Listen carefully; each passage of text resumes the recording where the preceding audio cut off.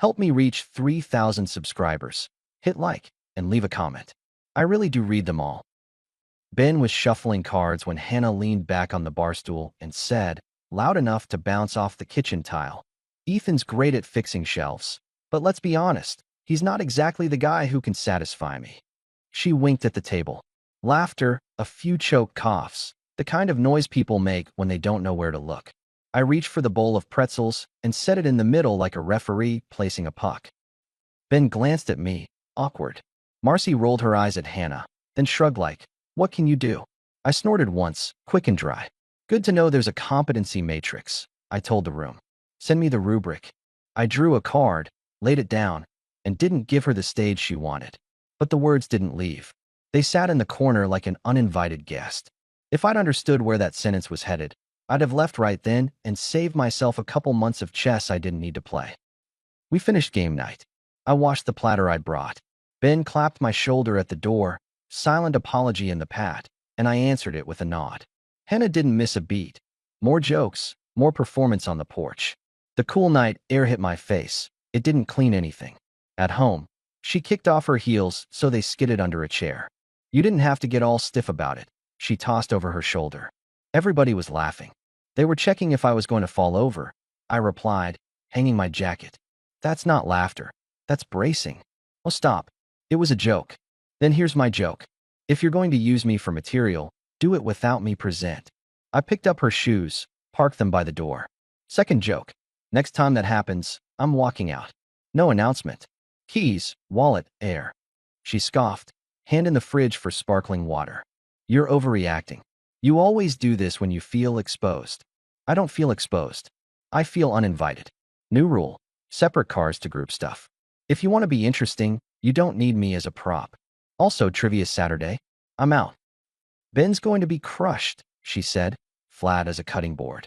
You're making this weird. I'm making it clear. I countered. Clarity beats weird. Fine, she said, almost cheerful, which for her was code for bored. I'll go without you. Do. I answered, and took the spare key fob off the hook and dropped it in my pocket. I moved to the counter, opened the little notebook where we tracked bills. One more change. The joint card is for the mortgage and utilities. Your personal purchases? Use your account. Same for me. She folded her arms. So I can't buy groceries with it now? Groceries, fine. Receipts in the tray. The tray that's been empty for 3 months. You're seriously policing a tray? I'm seriously not funding my own roast, I said, and turned the page in the notebook. Baseline courtesy. If it's too much, enjoy trivia night. She gave me that flat stare people use when they're trying to decide if you're actually going to do what you said. I held it. After a beat, she broke first, popped her can, and wandered to the couch. I'm sleeping in the guest room, I added. Nothing dramatic. Just don't feel like hearing you scroll videos at midnight. She didn't answer. I grabbed a pillow, my phone charger, and closed the door on the sound of her show. The pillow was lumpy. I slept anyway. In the morning, she was cool as ice water. Coffee? She asked without turning from the machine. I've got it, I answered, filling my travel mug. I'm heading in early. Big day fixing shelves? Apparently that's my lane, I said. She flinched at the echo, a tiny twitch, then composed herself. I'll text you about Saturday, if you change your mind. Text me about the mortgage due date, I told her and left. At work, the hallway smelled like dust and printer toner. I manage facilities for a small real estate firm. Leaky faucets, contractors, access badges. It's not glamorous, but everything you touch has a reason to exist at the end of the day. My guys, Luis and Marco, were arguing about an elevator. I signed a work order, assigned Marco to the elevator, and buried myself in the list. By lunch, the noise from the morning had faded to a hum behind my ribs. At noon, Hannah pinged me. We're doing comedy night Friday. Ben's getting tickets. You're coming. No, I typed back. Separate cars for anything social. That starts now. 3 dots appeared, vanished, reappeared. So you're punishing me? No, I'm opting out of being your routine. A few minutes later, she pinged again. I'll swing by with a salad. We can talk like adults. Text only today, I answered. I'm slammed. At 12:40, she walked into the lobby anyway. Bright lipstick, bright tone. Tessa, her friend from yoga, trailed behind like a closing argument. There he is, Hannah sang out. Mr. Boundaries. Hi, Tessa. I nodded. Lunch crowds outside. Tessa smiled too wide. We were nearby. Figured we'd save you from your desk. I told you I'm slammed, I said, keeping my voice neutral, steady. Also, this is my workplace. We won't be doing relationship theater here. Hannah's smile froze. I brought your favorite. I'll take the salad. I cut in. You can leave it at the desk. We're not talking. Tessa chimed in. She's trying, Ethan. I'm not grading effort, I replied. I'm setting rules. Hannah opened the paper bag, pulled out a salad, and set it down hard. So you're not coming Friday? No, I answered. Ride with your fans. Tessa bristled. That's rude. What was rude was last night, I said, not looking at Tessa. You were there. You laughed. I thought it was a bit, she muttered. It was, I said, and I'm not in it. I lifted the salad. Thanks. Hannah stared, as if debating whether to escalate or pivot. She pivoted. Okay, fine. Enjoy your elevator empire. I will, I told her and walked back to my office. I ate the salad. It was good. I gave her that. At 5, my phone buzzed again. I'm sorry about the joke, she'd typed. It crossed a line. Dinner at home? I'll make that pasta you like. I stared at the screen. First softening. Textbook. I'll be late. I wrote back. Eat without me. I wasn't trying to punish her. I was busy. I approved a maintenance request, rekeyed a door that had been sticking, shot off emails. At 7, I headed home. She'd cooked. The table was set. Candle even. She poured wine and slid a plate toward me. Truce, she asked. I sat. Twirled pasta. If truce means no more public digs, sure. It was one joke. It was a pattern dressed as a joke. I corrected. We both know the difference. She took a sip, mouth tight. So you'll come Friday? No. You can stop asking. She exhaled through her nose. You're really going to be difficult about this. I'm not difficult, I said. I'm busy not training you to disrespect me. That's patronizing. Call it coaching and register for a class, I replied.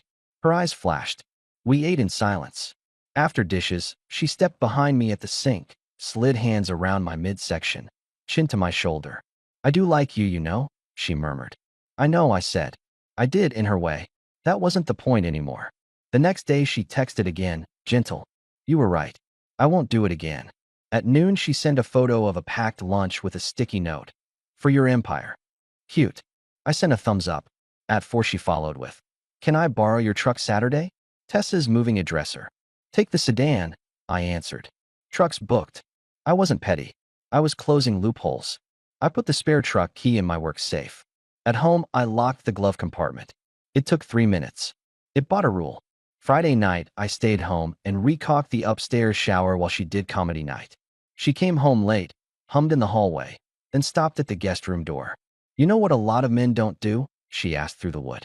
Talk about their feelings. You know what a lot of women don't do? I returned. Stop when someone sets a boundary. You've got a lot of words for someone who won't talk. I've got policies, I replied. They don't need meetings.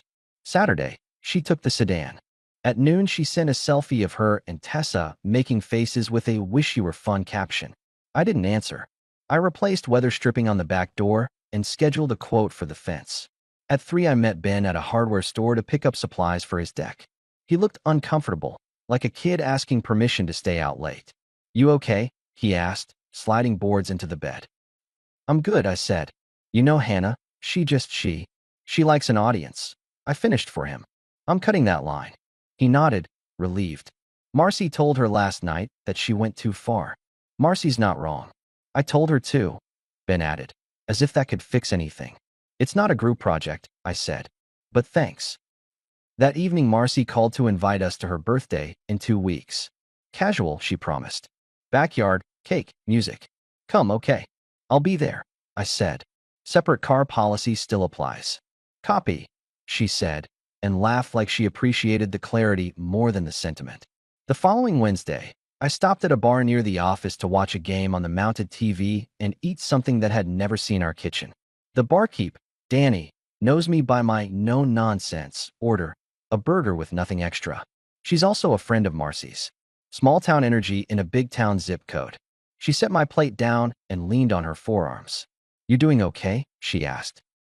I'm fine, I told her. She tilted her head. You sure? What did you hear? Not here. See, she glanced at the TV, then back at me. That line she dropped at game night. People keep repeating it like it's cute. It wasn't. Yeah, I said, chewing. It wasn't. You're a good man, Ethan, she went on. You show up. You fix things. You don't make it about you. She's dead wrong.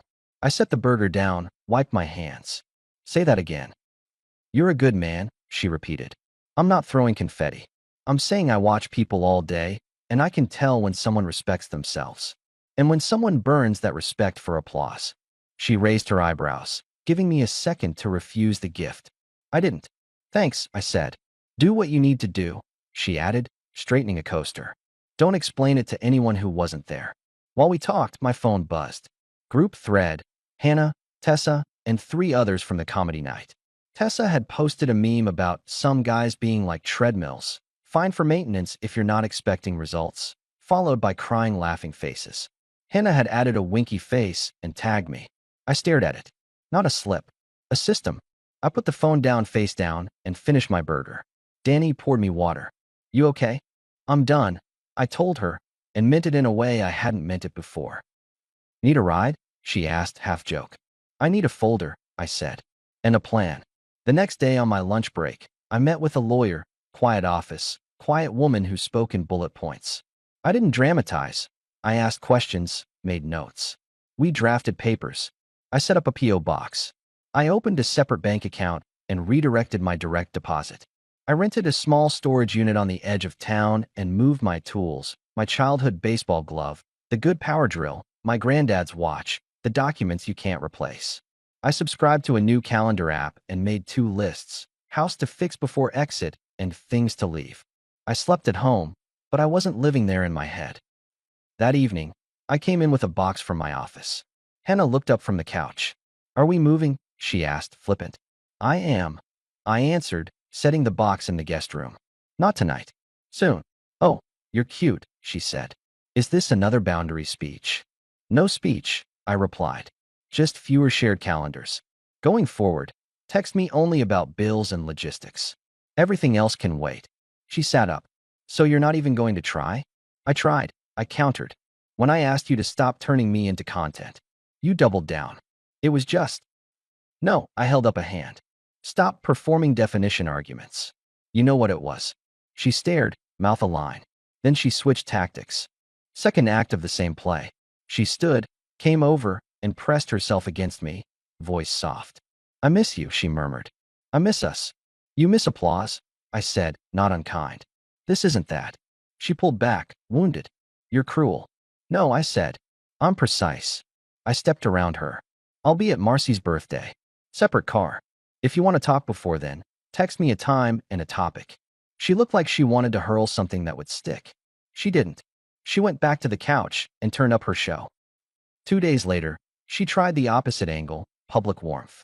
At our neighbor Doug's grill night, she laced her arm through mine and told his wife, Ethan's the most dependable guy I know.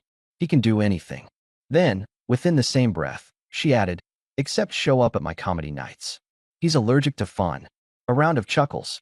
Doug wiped his hands on a towel and glanced at me the way people look at a dog they suspect is going to bite. I put my plate down. Quick announcement, I said, calm, like I was calling a safety meeting.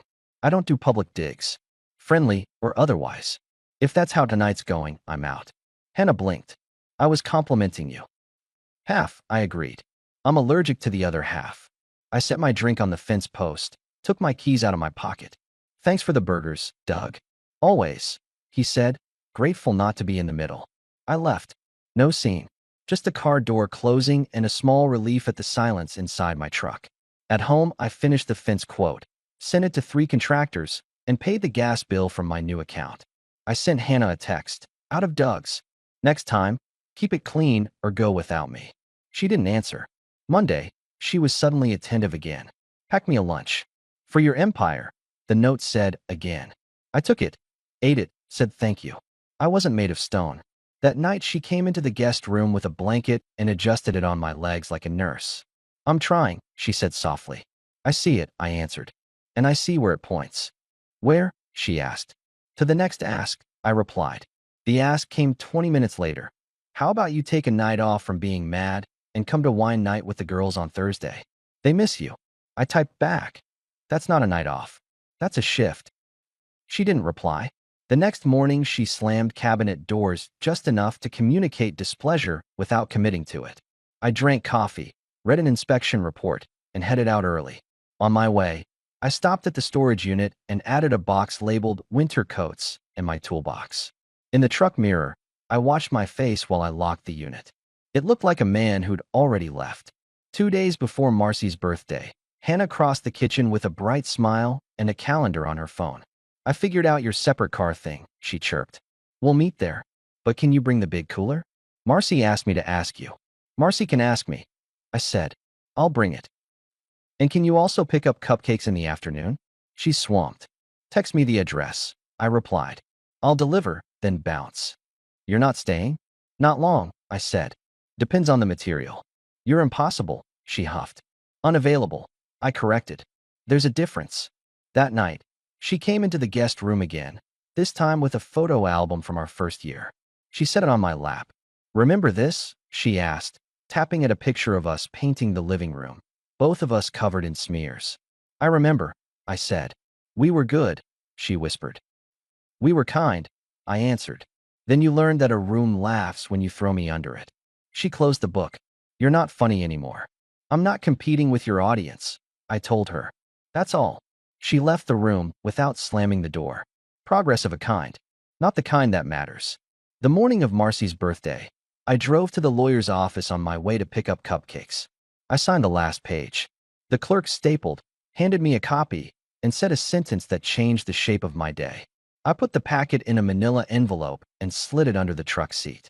Then I bought 24 cupcakes, a bag of ice for the cooler, and took the long way to Marcy's, the kind of long way you take when you're not procrastinating, you're savoring.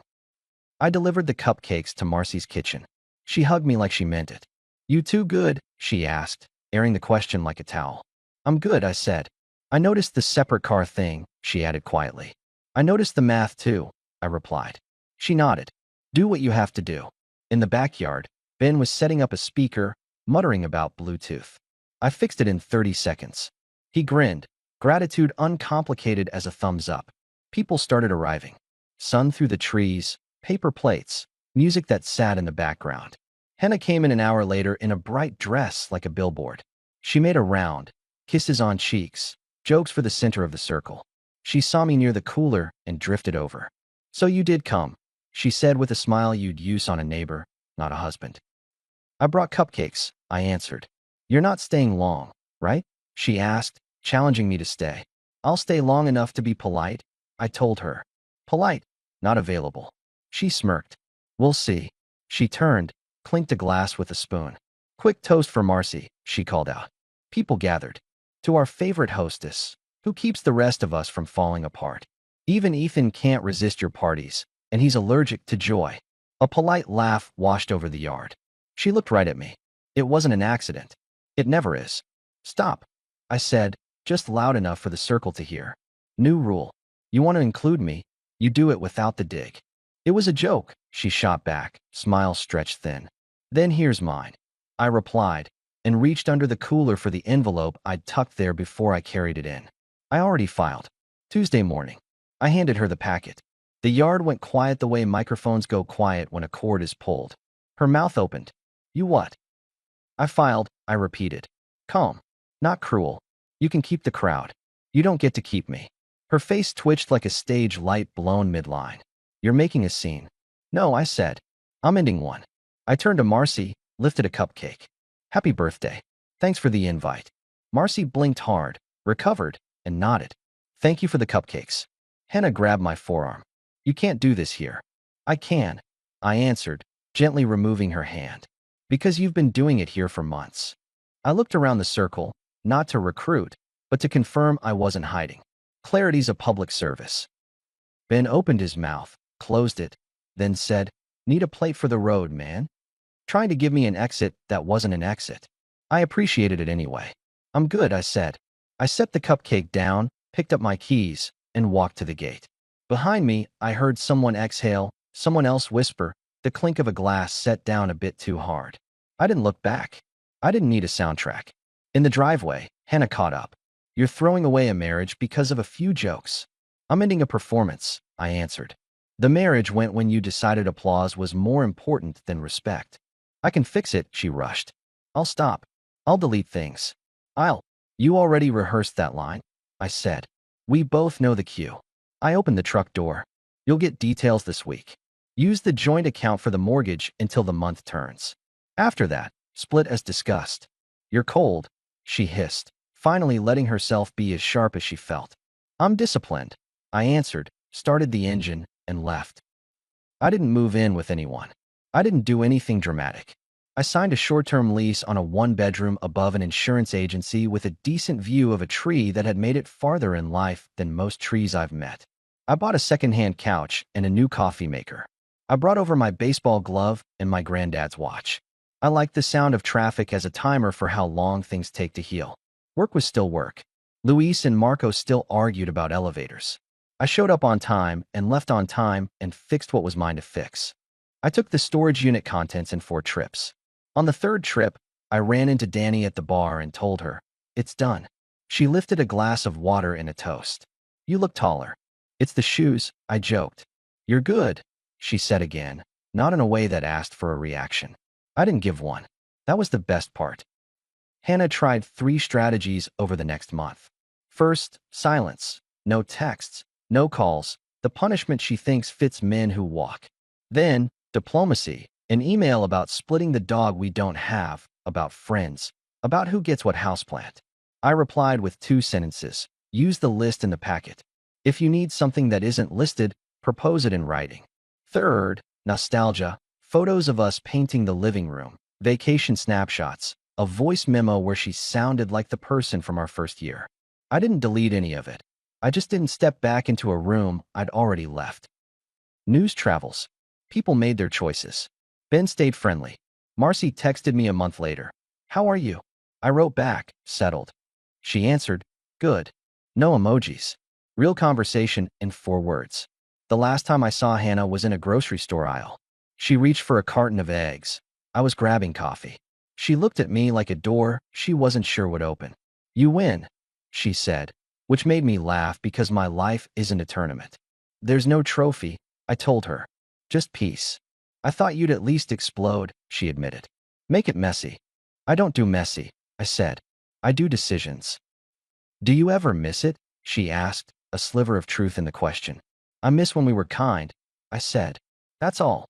She nodded, then pretended to examine yogurts she didn't want. I paid for my coffee and left. In the parking lot, a breeze pushed a receipt past my boot like a little white flag. I didn't pick it up. The world didn't need my commentary. Here's the part you want. The part people ask for when they lean in and try to learn without admitting they're learning. My life didn't explode into fireworks. It got orderly. I wake up early. I run the loop around the lake near my new place. I drive my truck without checking the glove box for missing keys. Saturdays, I help Ben finish his deck. Then we sit on it and give each other grief about crooked boards. There's a woman from accounting in my building, Erin, who says good morning like she means both words. We got coffee twice. No speeches, no performances. Friends come by, and we grill on a little portable I bought, and nobody clinks a glass to start a toast at my expense. I keep a calendar for myself and a second one for the non-negotiables. There's quiet in my life, not the cold kind, the useful kind. As for Hannah, I hear things because people can't not tell you.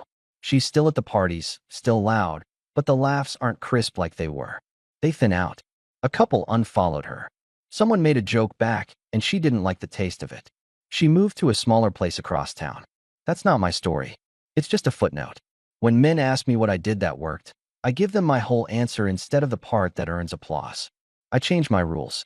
I separated money. I left events where I was the punchline. I said no and meant it. I made logistics my friend. I filed quietly. I told the truth once, clearly, at a backyard party where the grass was freshly cut and the paper plates were bending under too much potato salad. And then I walked to my truck and drove away from the noise. That's it. No soundtrack. No trophy. Just peace that I didn't have to sell to anyone else. Hannah wanted to keep the attention and keep me as the furniture that holds it up. She kept the first thing. I took the second with me. That's not a win. That's math. And it adds up in a way I can live with.